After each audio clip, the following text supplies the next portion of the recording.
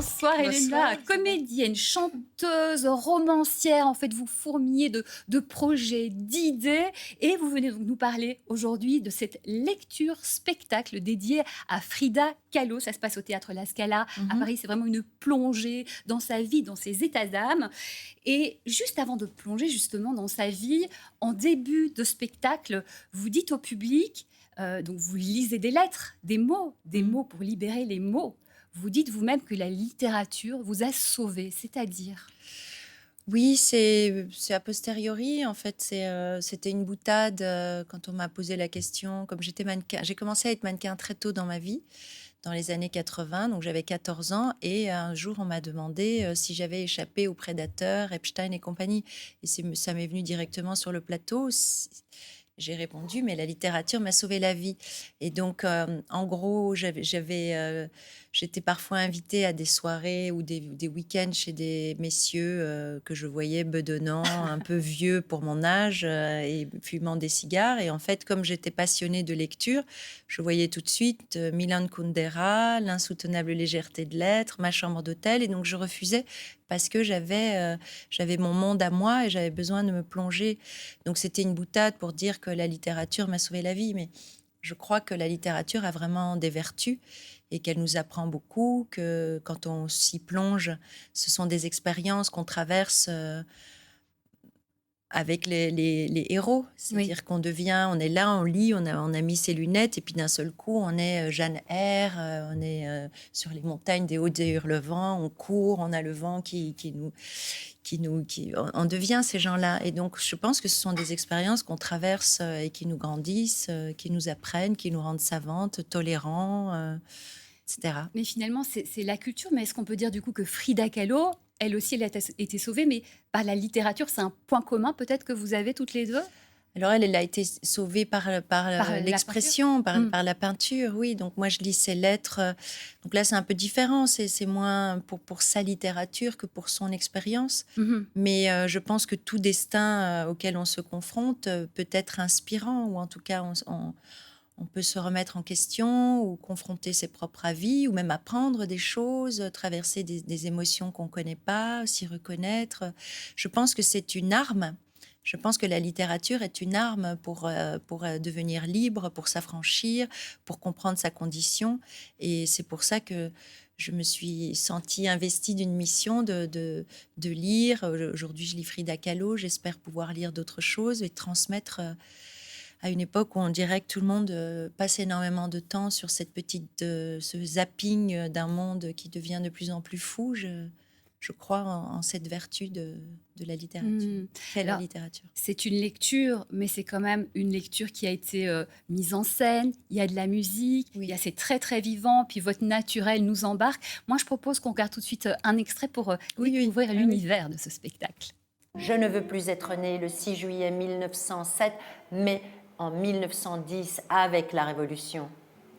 Qui l'aurait cru, moi, la gamine maladroite, la noiraude aux sourcils broussailleux, l'éclopée, j'ai retenu l'attention du plus grand peintre du Mexique, Diego Rivera. Écris-moi. La Révolution est l'harmonie de la forme et de la couleur et ne répond qu'à une seule loi, la vie. Quoi qu'il en soit, je suis comme les chats. On n'a pas ma peau si facilement, c'est déjà ça. Elle est très forte, cette réplique. Et c'est vrai que très vite, bon, vous racontez donc son histoire. On découvre, pour ceux qui ne le savaient pas, que c'est une femme qui s'est battue toute sa vie. Et ça a commencé à l'âge de 6 ans, Mhm. où elle a une maladie. Oui, elle avait la poliomyélite, donc elle boitait déjà, donc elle connaît la souffrance dans le corps, en tout cas. Oui. Et Et elle puis a eu un derrière, accident tragique aussi. exactement, à 18 ans, elle se retrouve donc du coup happée par un bus et elle se retrouve. Alitée, donc elle est alitée pendant au départ 1 an, parce qu'elle a la colonne vertébrale fracturée, des os, le rein écrabouillé, d'autres blessures. Donc elle est alitée. Comme elle s'ennuie, elle vole la peinture de son père. Sa maman lui fabrique une espèce de chevalet qu'elle peut mettre sur le lit et qui donc l'incite à peindre. Et elle dit j'ai commencé à peindre par ennui.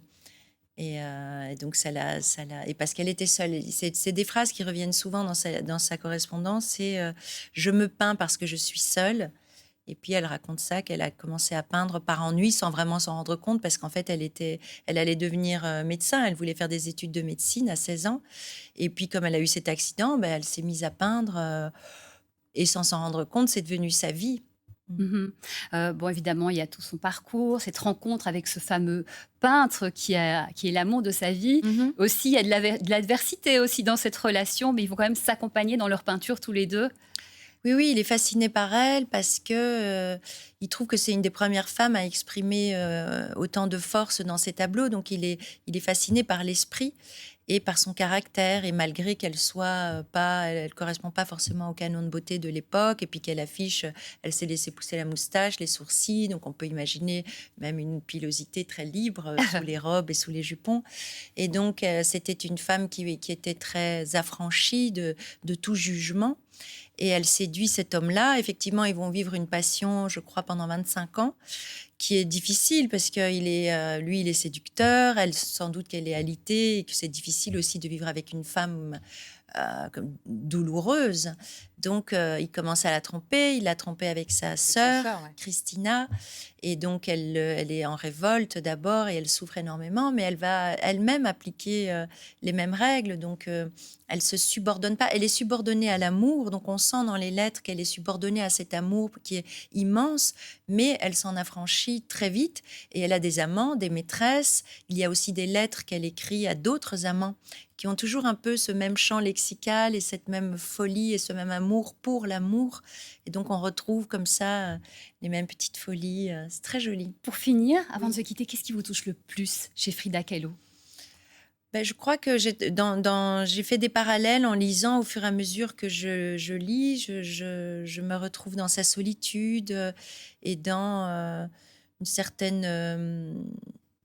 la solitude. Je vais dire que c'est une solitude qui rend fort. Eh bien, on ne va pas vous laisser seul parce qu'on va tous venir vous voir au théâtre c'est La gentil. Scala à Paris. Frida Kahlo, bravo à vous, c'est très joli. Il y a de la musique aussi et puis on apprend tellement de choses. Merci infiniment, Merci Elena à vous, Nogueira. Isabelle. Merci.